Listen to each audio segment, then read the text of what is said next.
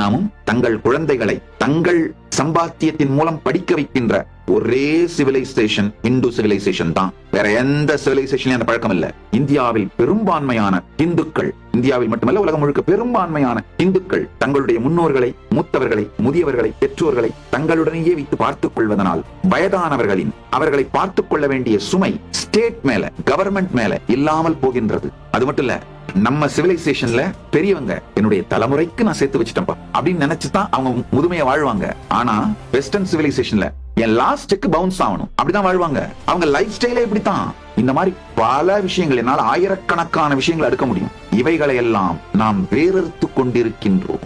யுஎஸ்ல US population 347 million. அதுல பிரிசன்ல இருக்கிறது 1.8 million. 0.52% பிரிசன்ல இருக்காங்க. இன்கார்சரேட்டட் 347 மில்லியன்ல 1.8 மில்லியன் அப்படின்னா 0.52% இன்கார்சரேட்டட் ஜெயில இருக்காங்க. இந்தியால 1.46 பில்லியன் பாப்புலேஷன். ஜெயில இருக்கவங்க வெறும் 5,30,000.